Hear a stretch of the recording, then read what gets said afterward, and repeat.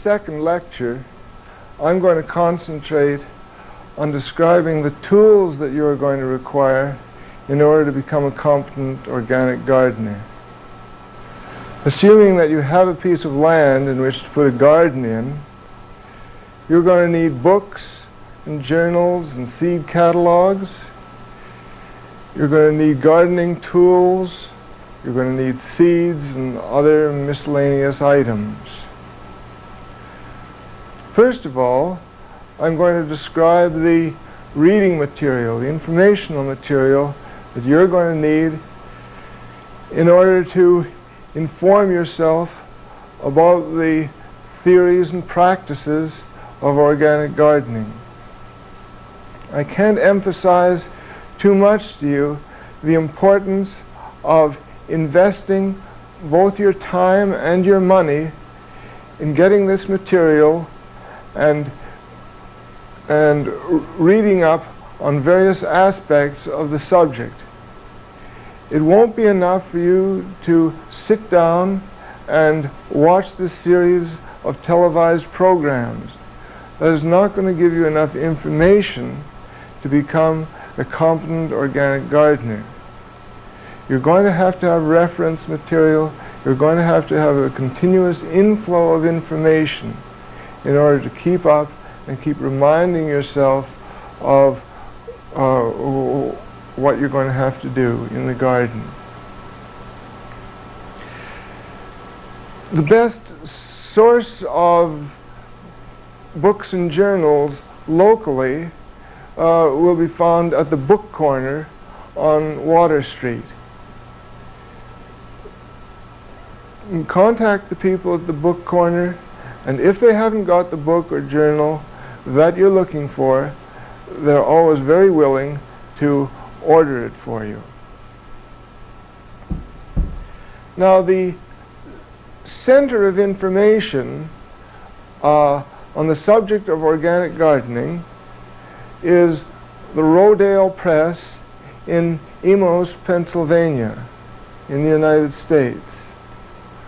Write these people and they'll send you free a list of their publications. Many of the publications which I'm going to describe to you originate from Rodale Press.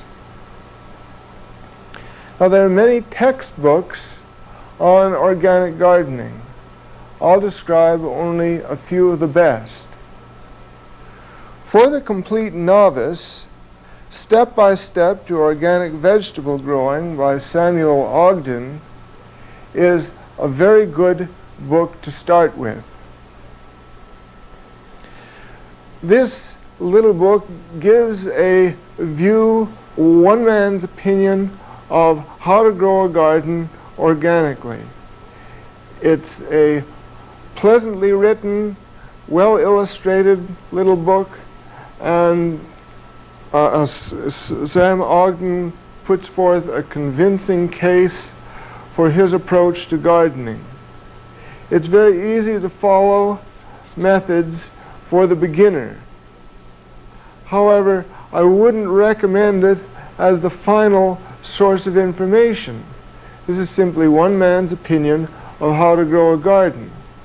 If you're starting out with nothing, start out with Step by Step to Organic Vegetable Growing. This summer, I'm recommending the Rodale staff book, How to Grow Vegetables and Fruits by the Organic Method.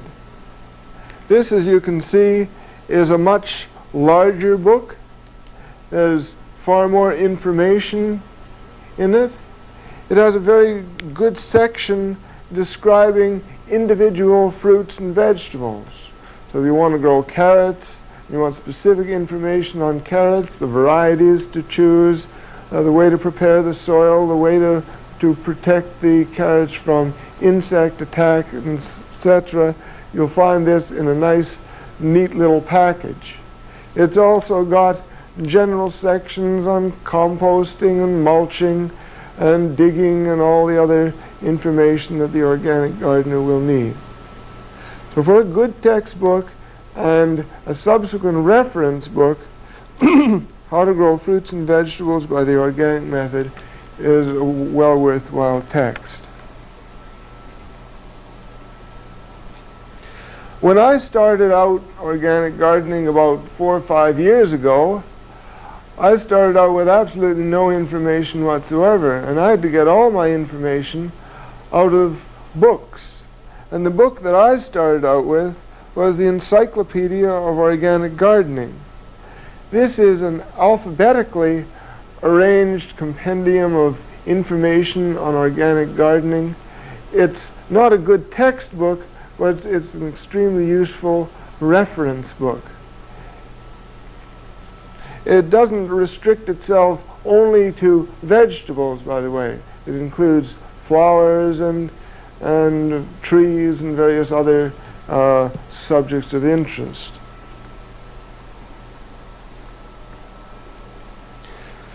Now, this book is called How to Grow More Vegetables Than You Ever Thought Possible on Less Land Than You Can Imagine by John Jeavons. Now, this book describes what is called the biodynamic French intensive method of growing vegetables. Now, this is really a very, very good book, and I highly recommend it for anybody who has a very small amount of land to grow on and very poor soil to grow the vegetables in. When I read this book last year, I was so impressed with some of the ideas, especially the ideas of raised bed methods of growing, that I completely revised my methods of growing in the season of 1975. Now, this book is an example of the fact that regardless of where the book is written, you can still extract useful information out of it. This book describes a garden grown in California. Well, you might say, well, California conditions are a long way from Newfoundland or Labrador conditions, therefore the ideas are not going to be very applicable to the needs of us who live in Newfoundland. But this is not true. There are no books, there are no textbooks devoted to vegetable growing in Newfoundland. Don't let this put you off. Learn to know your local conditions, and then by a little application of common sense, you'll be able to extract the information which is useful to you and forget the information which is irrelevant. So I strongly recommend getting this little book. It's really an inspirational approach to organic gardening. Then there are a number of miscellaneous books on specialized topics.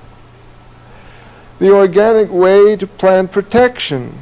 This is a compendium of information on insect and disease control put together by the Rodale Press. And Gardening Without Poisons by Beatrice Trum Hunter. Both of these books are extremely useful books, and you will be referring to them continuously through the growing season as you discover when you go around your garden that something is eating my cabbages, or something has laying eggs on the peas, or something like that. And then you'll need books like this to refer back to find out what's causing the damage, what the disease organisms are, and how to go about controlling them without poisons. Some of the strategies which organic gardeners have adopted to control pests are really fascinating. The Rodale Herb Book describes a fascinating collection of plants called the herbs. The herbs, as exemplified by summer savory, which is common in Newfoundland, are the very strong smelling plants which are used in cooking, but they're also used for home medicines and also used for companion planting in the garden to control insect infestations. And this book will describe the cultural methods for herbs and also describe how they can be used both in the kitchen, on the medicine shelf, and in the garden to protect your plants from insect and disease infestation. Stocking Up is another Rodale publication.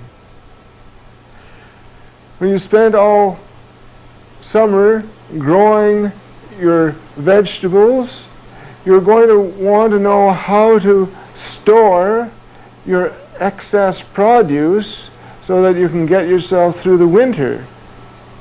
You want to know how to store your produce in a nutritional, valuable way. It describes root cellars, it describes freezing methods, drying, canning, preserving, winemaking, various things like this.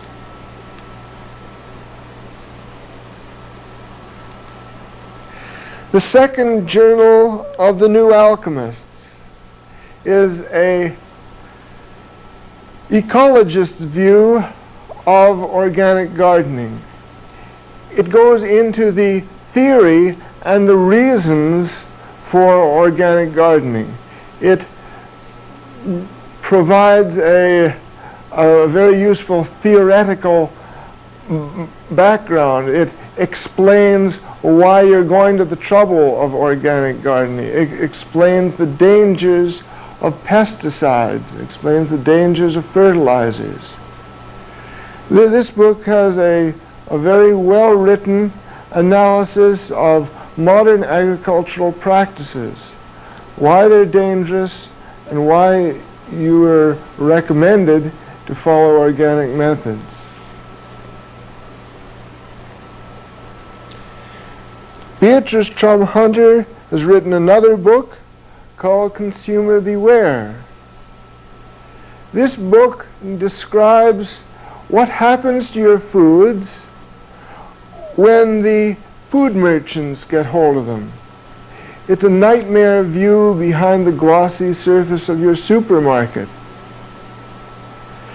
And what they do to your food before it gets onto your plate is truly frightening. And if you played at gardening before you read this book, after you read it, you're going to work at gardening as if your life depended on it. And finally, in the book section, I want to recommend this book, Diet for a Small Planet, by Frances Moore Lappe. This is an inspirational little cookbook.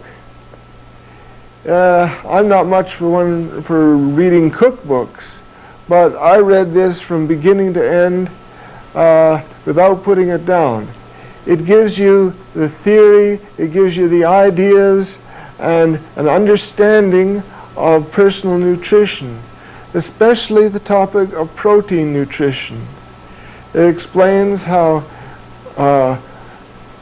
vegetables are protein rich and how they can be used in your cooking to provide a completely protein and rich protein diet without using meats.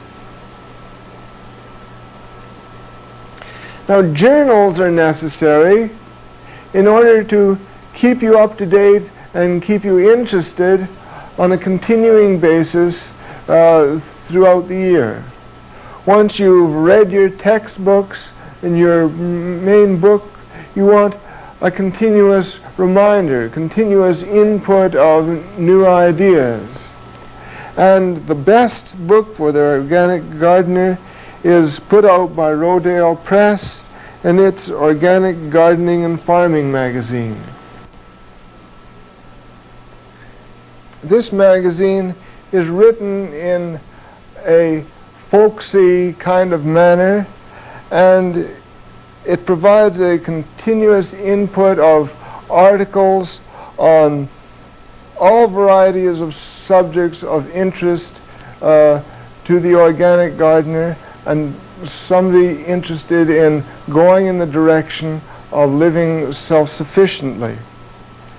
It describes methods of soil improvement, of composting, of mulch application.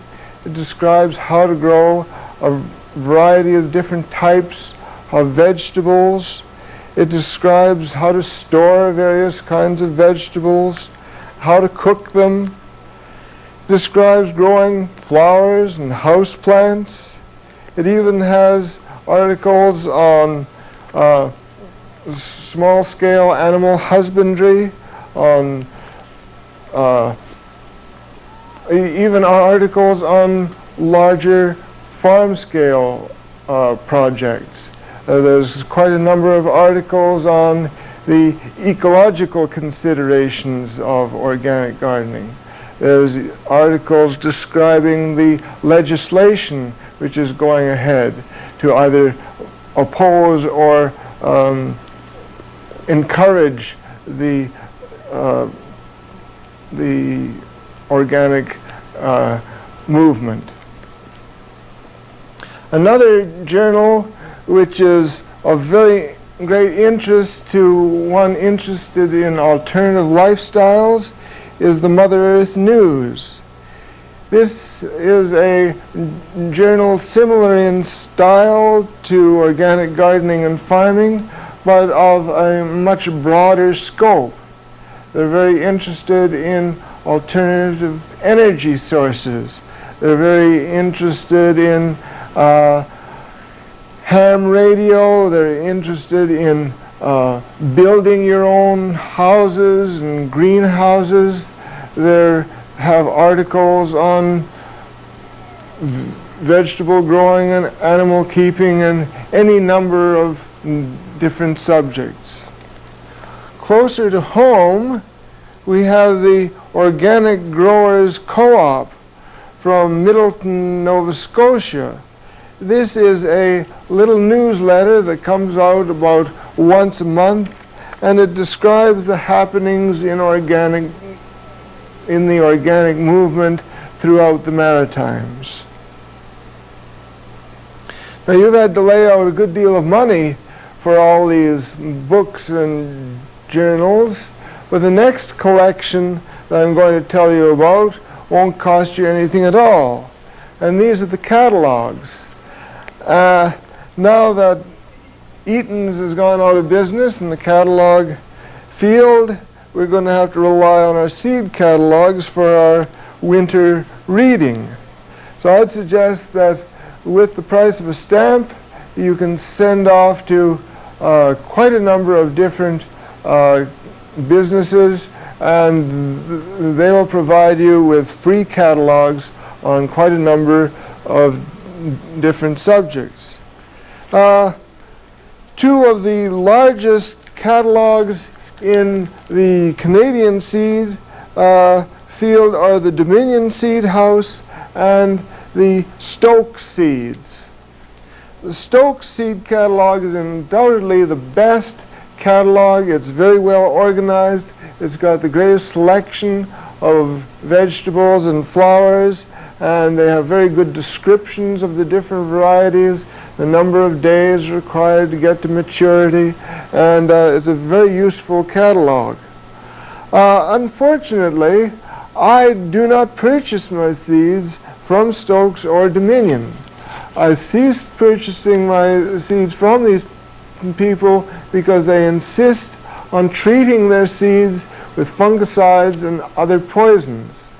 Until they provide untreated seeds, I have to go to houses which specialize in untreated seeds, and an example of this is William Dam Seeds. This is a much smaller catalog, but it has an excellent choice of seeds available, of varieties available, and I have purchased all my 1976 seeds through this seed house. Locally, Gay's Seed is doing very well and making a very good effort to provide untreated seeds. They also have a good selection at competitive prices. So Gay's Seed is a good choice for Newfoundlanders. If you're living on a somewhat larger spread, if you're into raising crops, if you want to experiment with grains, or if you want to grow forage for animals, then I'd suggest you write for the Bishop Farm Seeds. Farmer Al's Garden is a very small concern which specializes in providing organic fertilizers and organic methods of pest control. Now, one of the most fascinating catalogs available is called the Cumberland General Store Wish and Want Book.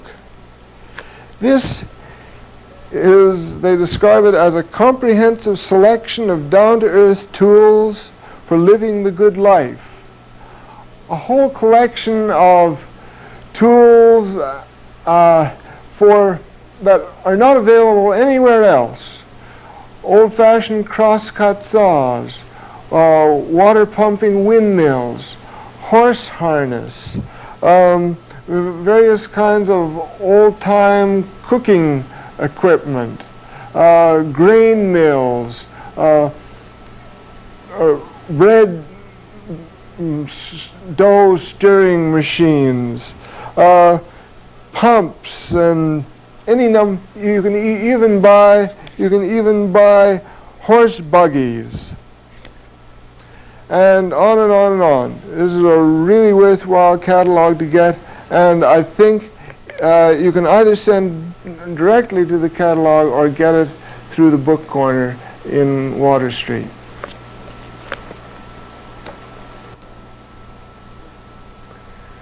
From your books and journals, you will obtain the basic information that you need to become a competent gardener. But in order to put this information and knowledge into practice, you're going to have to purchase some garden tools. Garden tools can be subdivided into manual tools and mechanized tools. As you will see from the films which follow, I have tried them all.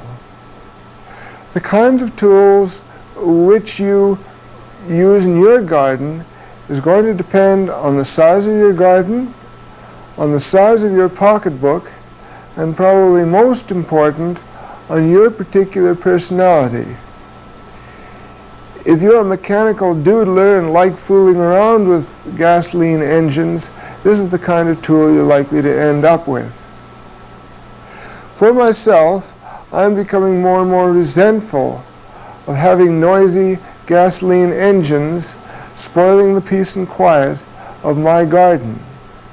So I am modifying my gardening habits to accommodate hand tools and make mechanized tools more difficult to get into the garden. If I had to choose one mechanized tool above all else, I would choose the rear-end tiller.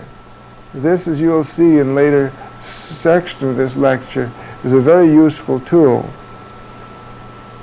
Strangely enough, mechanized tools are much easier to purchase in the stores than good quality hand tools. You can obtain hand tools from Gay's Seed, and also you might try Harrison Hiscock hardware store on Water Street. If these two sources cannot supply the tools which you require, then I suggest you try the Cumberland Store catalog, and they have a wide selection of very good quality hand tools. Now let's take a look at some of the tools that I use in my garden.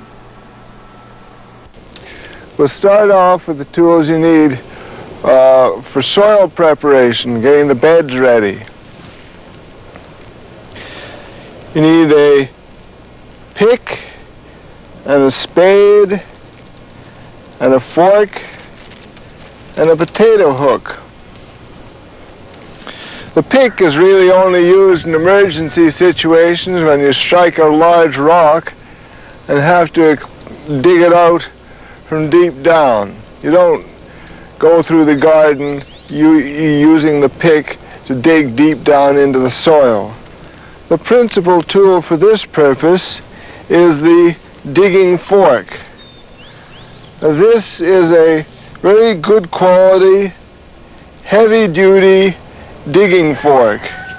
It's got curved tines about 1 foot long. It's got a very well reinforced handle, so you can apply a lot of pressure to this fork and you can really get deep down into the soil. You apply the pressure in this kind of a fashion and then pull back like this. Where the soil is somewhat better worked, you can use a square-ended digging spade.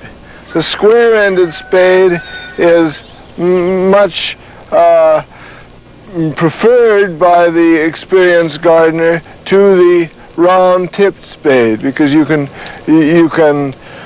control the action of the digging. You can get square edges, and you can just tend to make a better job of it with a square-tipped spade. Note that it's got a short handle, not a long handle. The purpose of this is so you can stand on it like a pogo stick.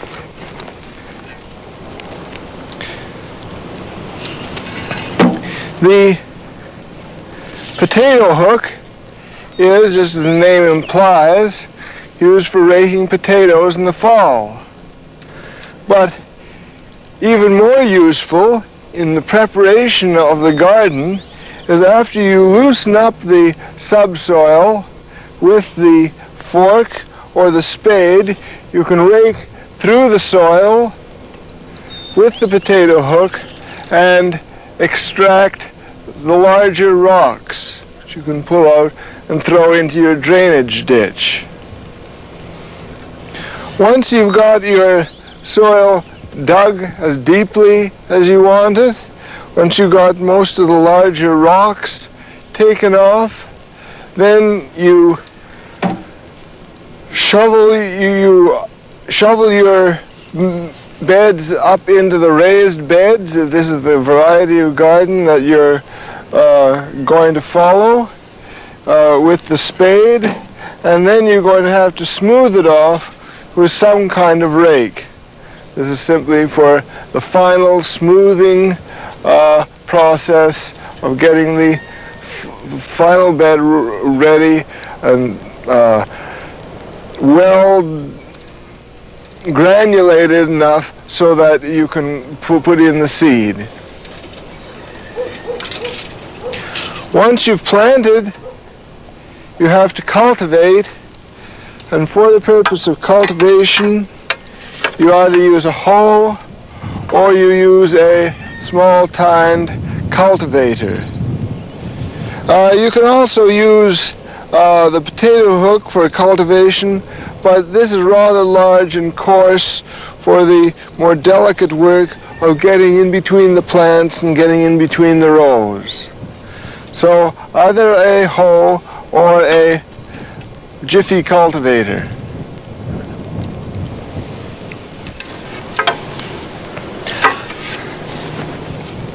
Now, other tools which are needed continuously around the garden is some kind of a wheelbarrow. Here's the standard wheelbarrow, and here's a larger two-wheeled wheelbarrow which is very useful for hauling larger quantities of material. Buckets of all kinds are in continuous use around my garden for hauling water or carrying rocks or soil or garden wastes to and from the garden. I always have a good supply of buckets around. Shredders and choppers are machines which are designed to pulverize organic matter. The purpose of this is when you break organic matter down into very small pieces, the organic matter will decompose much more rapidly than if it's not shredded. However, with a little planning and good management, a gardener can provide proper conditions and sufficient time for soil organisms to break down his organic matter without resorting to the use of a shredder. I believe that when bad gardeners go to hell, the devil gives them a shredder to work with throughout eternity. I recommend this tool to no one. Not only are they extremely noisy and smelly, but if you happen to get soil in there with a few rocks, they can come ricocheting back out the chute, and if you're not very careful, hit you in the head or hit you in the eye. If you have to get a shredder, make sure that you wear your protective goggles at all times while you're near them.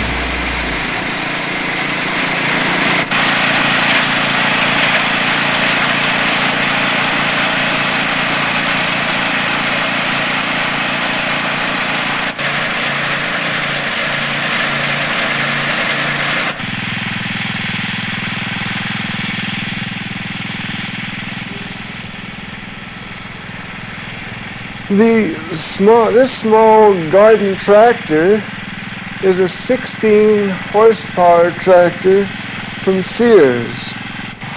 It's sort of fun to work with and is suitable for small farm conditions. It comes with a plow, a tiller, a cultivator, bulldozer blades, and if you wanted, snowblower and other attachments. Unless you're gardening several acres, I don't recommend this equipment as it is quite expensive.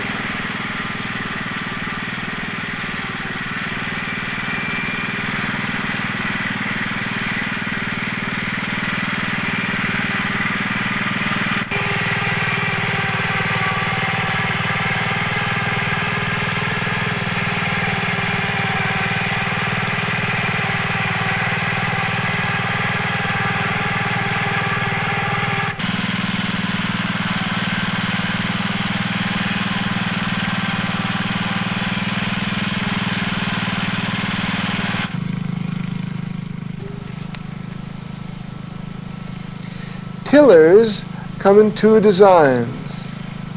Those with digging tines in front of the wheels and those with tines behind large power-driven wheels. The former are most commonly available through stores like Canadian Tire and Sears. As a group, front-end tillers are very hard to operate and control. They do only a fair job of digging your garden at the cost of very sore back muscles. The trouble is the way they're designed, all of the vibration of the rotating tines is transmitted up through the handles into your arms and back. The rear-mounted power wheel tillers are more expensive, in the neighborhood of $600, but they are a joy to use, even by young children, fragile women, or elderly people. One thing about a tiller is that it commits you to a certain style of gardening. You cannot use a tiller in a raised bed garden, only a flat garden. If you have lots of space, then a tiller may serve you well. But if your garden is small, you will grow more vegetables with greater pleasure if you stick to hand tools.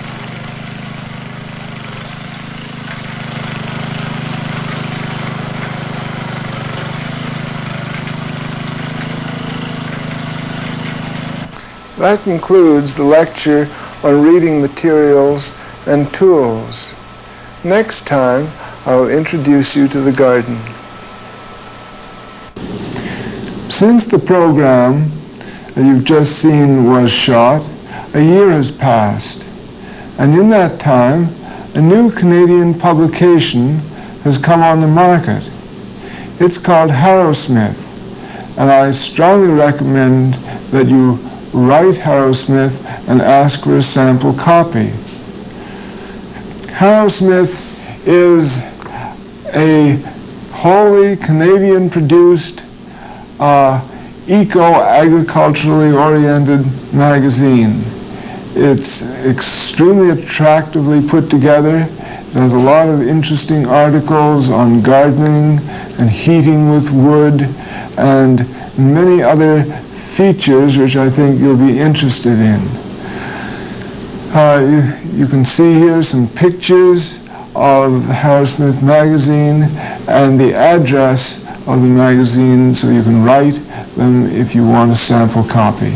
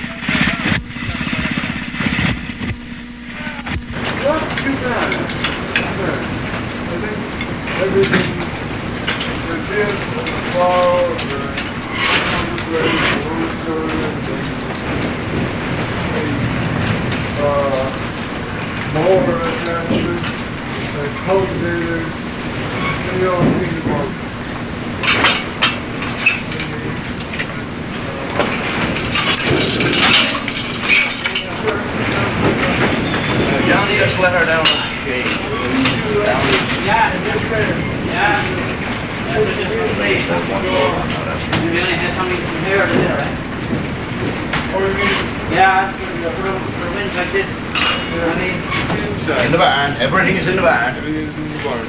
I saw the saw there. When he comes out to pick up his tractor, see, throw that belt right on. Okay, good. Very good. Hi there, you beautiful thing. So pretty, isn't it? Now you're going to find North